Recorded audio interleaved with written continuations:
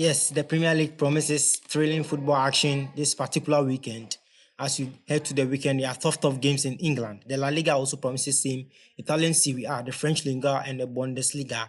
Um, this is St Gyampoh. I'm going to do a breakdown and analysis of the various football games that are about to go on.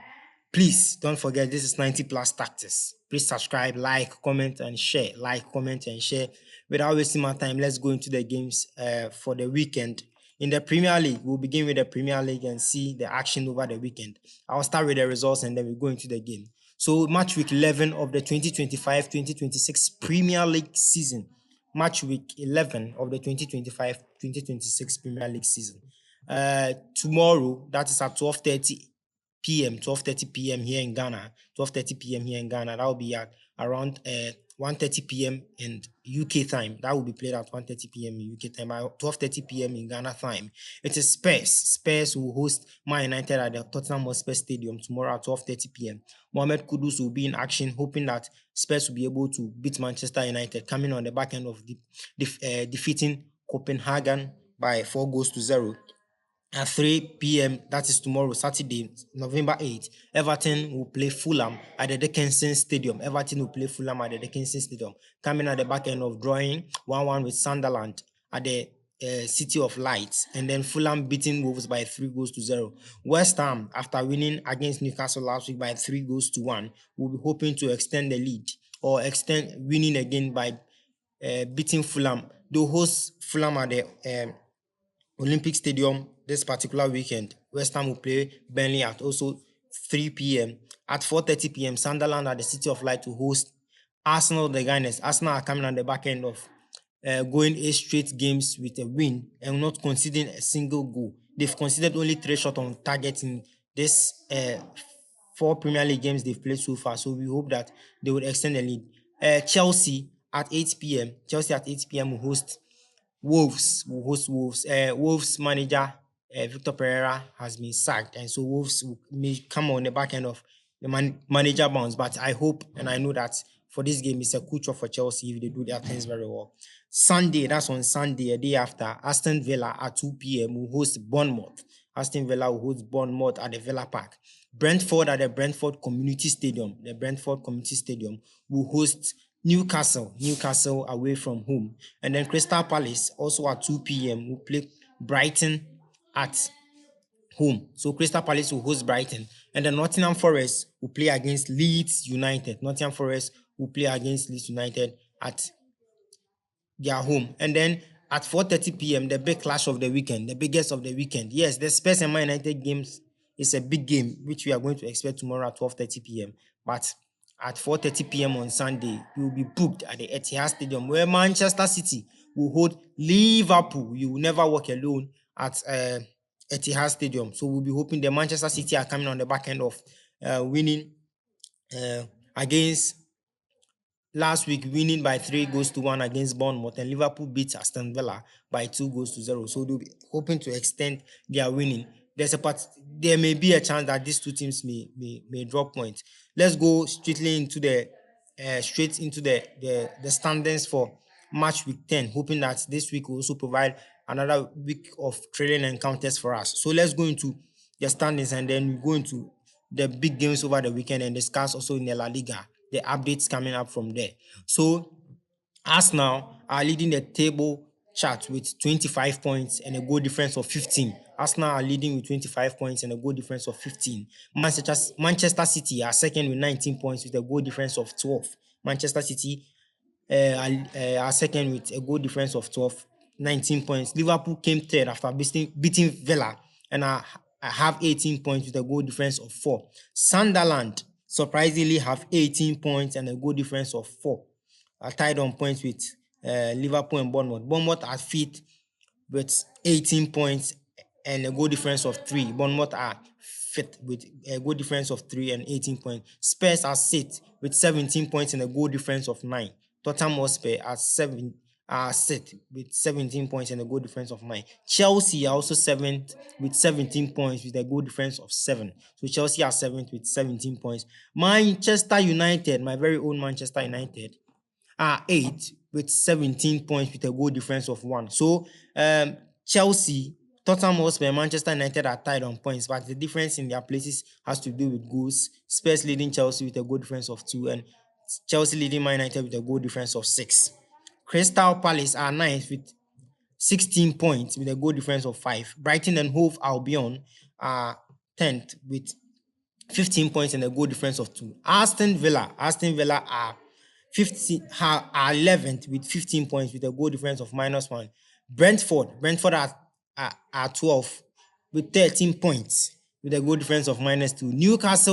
Newcastle the Magpies are 13th with 12 points also with a goal difference of -1. Everton, the Merseyside boys who have now moved to the Dickinson Stadium have 12 points and are 14th with a goal difference of -3. So Everton at 14th with 12 points. Fulham are 15th with 11 points with a goal difference of -2.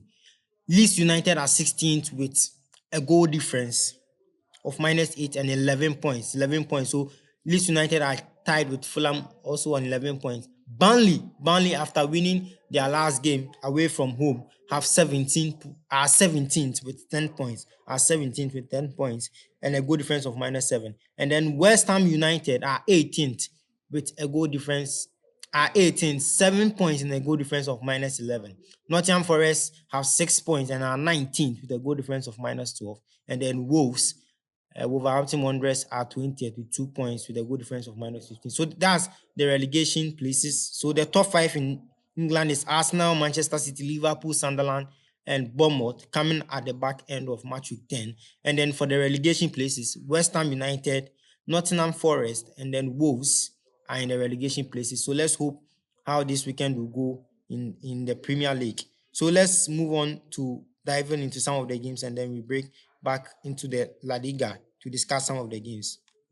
So we'll go into the Spurs Manchester United game and see the permutations behind these two teams' performance. Now, when you check Spurs, Tottenham Hotspur, and then Manchester United, their last 5 games between the two sides, Spurs have won 4, and the one has ended in a draw. Manchester United have not won any. So the last 5 games between these two teams,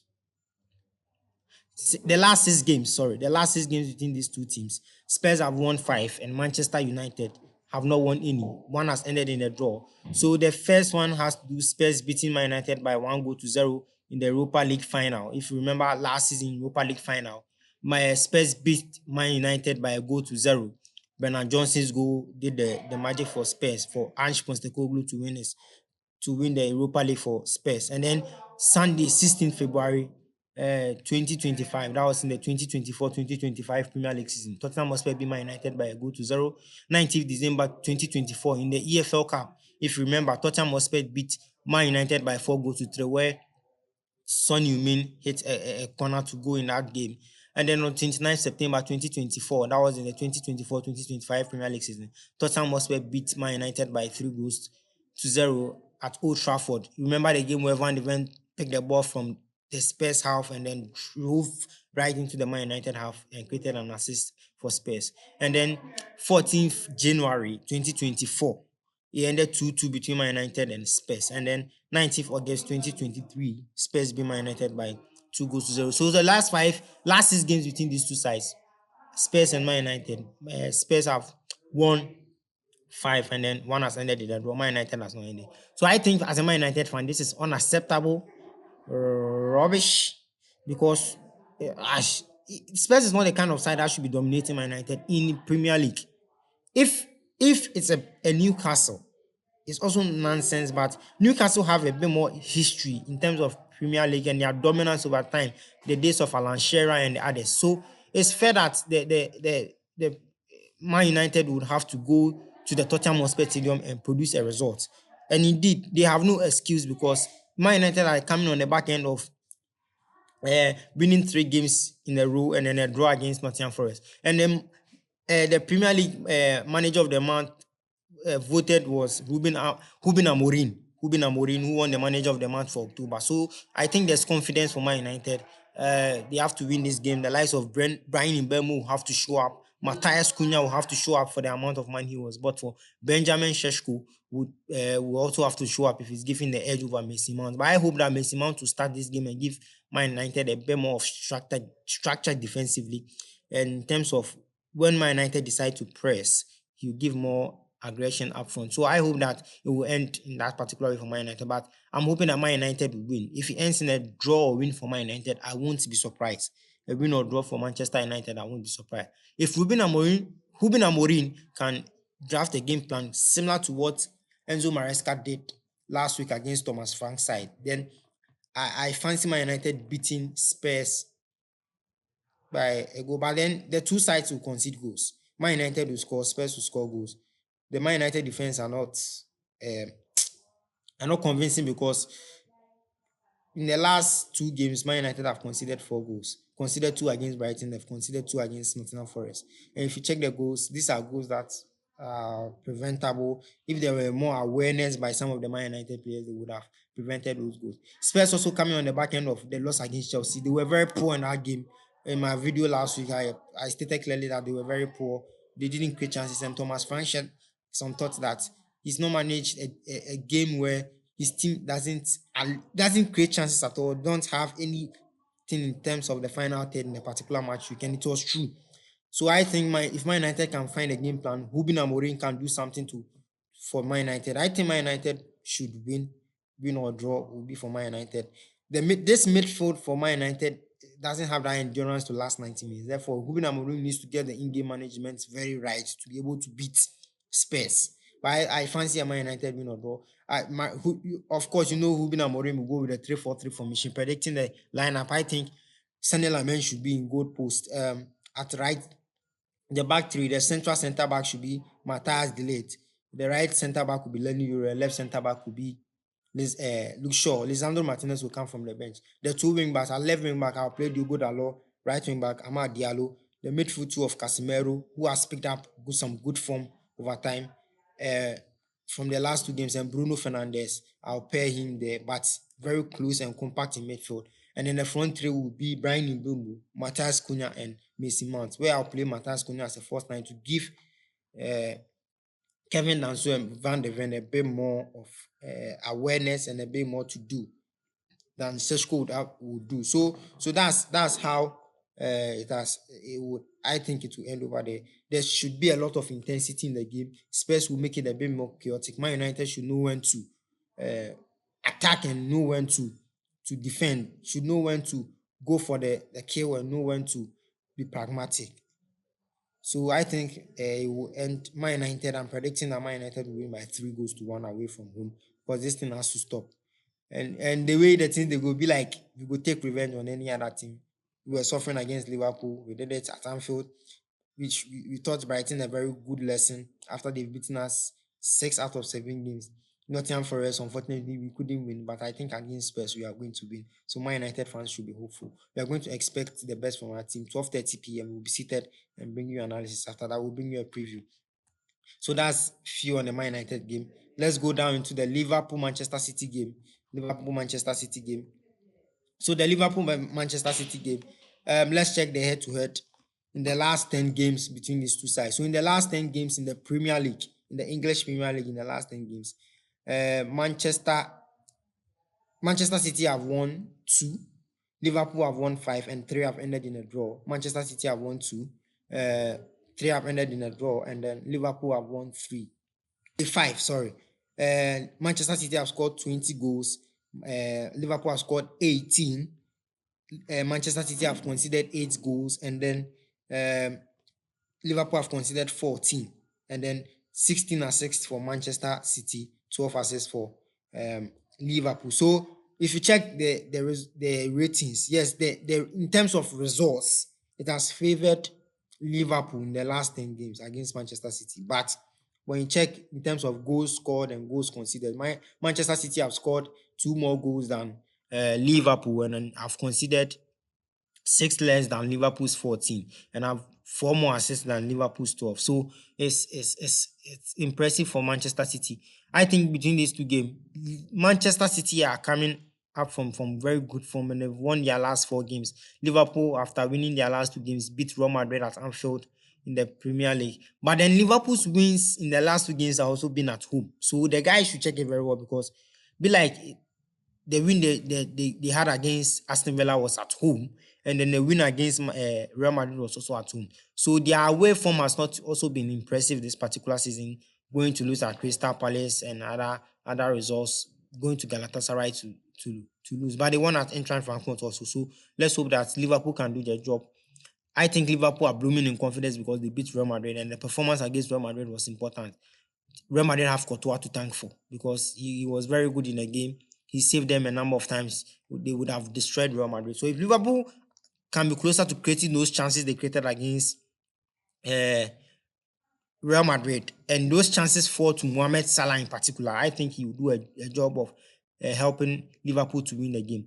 Also, Erling Haaland would score. In fact, I feel he will score, but when you have checked the games between these two sides, and then Haaland having to struggle against Konate and Van Dijk, he has not been the best in terms of that. So we are hoping that he would show up. But then I think, man, it will end in a 2-2 draw. It will end in a 2-2 draw. In fact, it has been on me for a while that this game will end in a 2-2 draw. It will be a 2-2 draw. But very thrilling. They'll be back to like there will be chaotic moments in the game that will make it very enjoyable. So I think it will end in a 2-2 draw.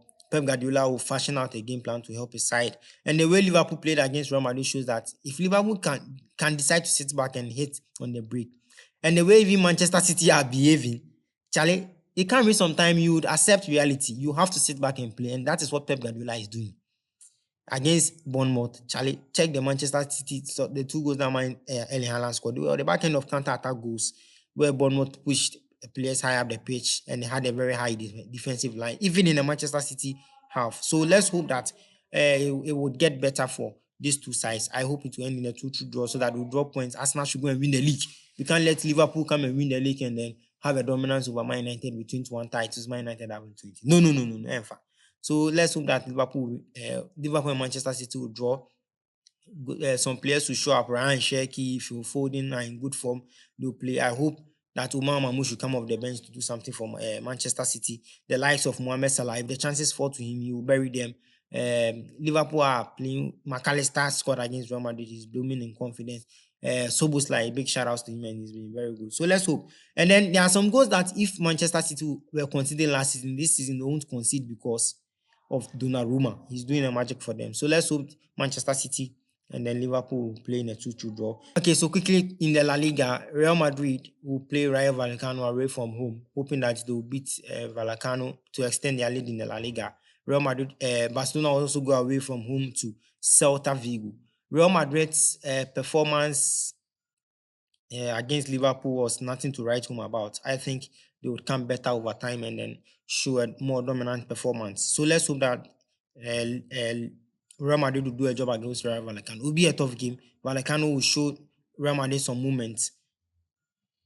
I see a red card in this game against either Real Madrid or Vallecano. One of them will get a red card. But then whoever is able to take his chances will win the game. Clearly, Mbappe will score. This particular game, he will score away from home in the La Liga. Last season, he showed that, and this season, he's doing the same thing. So I think he will score. I'm hoping that the injury to Mastantuano would help Rodrigo get back into the sides to play the game against this one. I think Xabi Alonso will start Rodrigo. The reason why I think he'll start him will be because of how Vini had a bad game against Liverpool.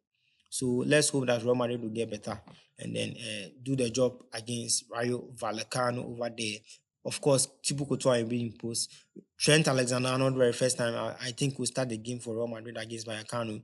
At left back, we'll have Alvaro Carreras. In the central pairing at the back of the center back pairing will be between Eden Militao and then Dean Heisen. And then in midfield, we have Aurelien Tchouameni, Arda Güler, and Jude Bellingham, and then Jude Bellingham. We are hoping that they would rest Fede Valverde over here because there's work overload. If he gets injured, Real Madrid will be in trouble because Carvajal is not available.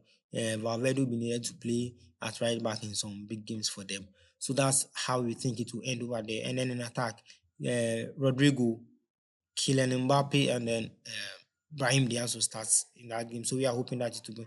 On the side of Barcelona, they'll travel to Celta Vigo to away to Celta Vigo to play. We are hoping that Barcelona would win to keep the title chase on. If they do not win and they go drop points, they are playing the La Liga into the hands of Real Madrid, and we are hoping that it will not happen that way.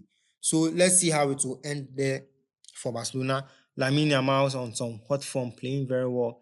Marcus Rashford coming on the back end of some goals and assists for Barcelona this season has been a bit impressive. Lewandowski is back in the size to help Barcelona pick up some goals. Ferran Torres scored in the game against Club Brugge. So let's hope that Barcelona will show up. But certainly has a problem away from home. I think Celta Vigo will have a bit more. The crowd will be behind them. They'll be willing to show some kind of intent. They'll create chances against this Barcelona team who just cannot find a way of stopping teams from exposing their high defensive line by not pressing well in the opposition state. So let's hope that it will end well in the La Liga. Real Madrid, I think, will pick up a win over there.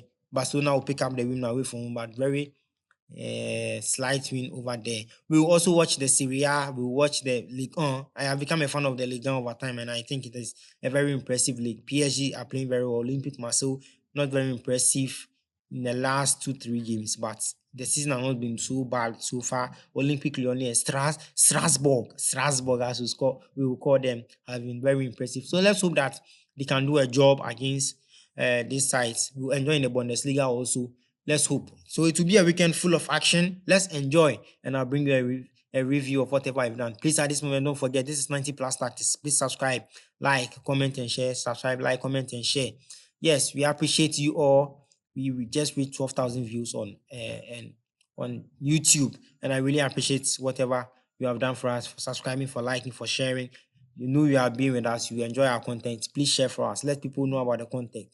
You can follow me on X, it's 90.tactics. On Instagram, it's 90_tactics. On Threads, it's same as 90.tactics. You can follow me on TikTok, that is St Gyampoh. On Facebook, it is Kweku Gyampoh, and you can follow me everywhere. You can send me an email at calebgyampoh21 on how to improve our services and what you think about football game. Please don't forget to leave your comments, share your thoughts and ideas about how the games will end. And indeed, we shall say you have been with us. Yes, we really appreciate you for whatever you've done. Subscribe, like, comment, and share. It's very important. Hit the bell for me and put me on post notification.